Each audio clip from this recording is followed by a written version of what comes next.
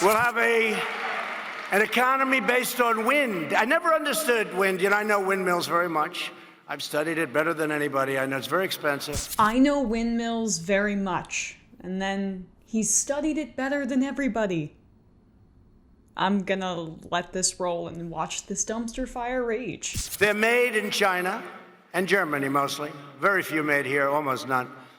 But they're manufactured tremendous, if you're into this, tremendous fumes, gases are spewing into the atmosphere. We have a world, right? So the world is tiny compared to the universe.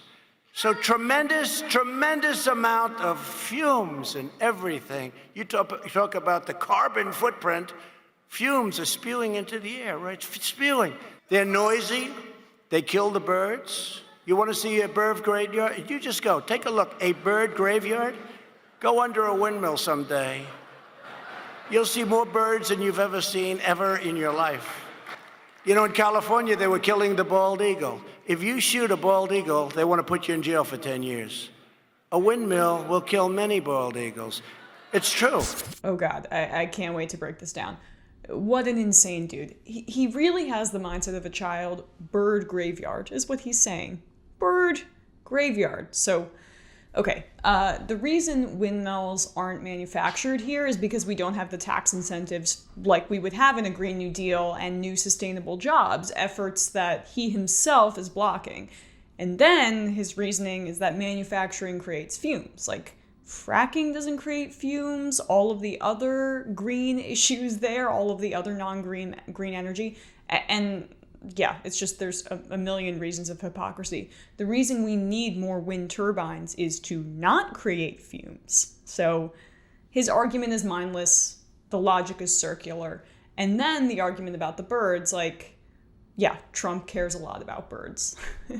This does have some truth, oddly enough. Turbines are often erected in places with wind patterns that are also used by birds, and turbines kill hundreds of thousands of birds a year.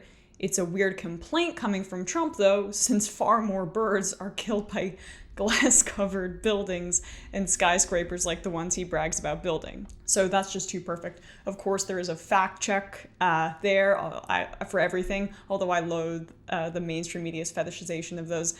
And what's also crazy is that his grudge against windmills is rooted in something more than Alex Jones-ish conspiracy theories about how they give you cancer, which is something he legitimately said. No, they're per usual rooted in the only thing he cares about other than himself, his money. Trump came by his hostility to wind energy through the back door. Many conservatives oppose it because they see it as antagonistic to fossil fuel energy and a sop to climate change activists. Trump hates wind energy, has studied it better than anybody, because about a decade ago he bought a golf course in Scotland only to learn that an offshore wind farm was planned nearby.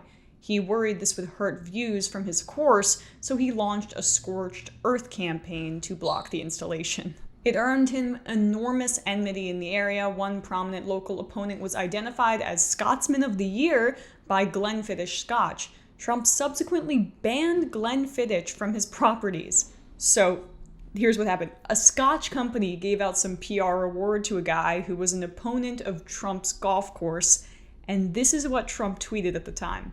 Glenfiddich is a joke. Should have chosen Andy Murray, US Open and Olympic gold winner, as top Scot instead of a total loser. 34 likes, very niche tweet. And another Glenfiddich tweet where he banned the liquor from his properties. Sad day. This guy is just the pettiest, dumbest man in the world, but I don't really have any much else to add on that. It's just an incredible series of events when you look at how this is all rooted in the golf course.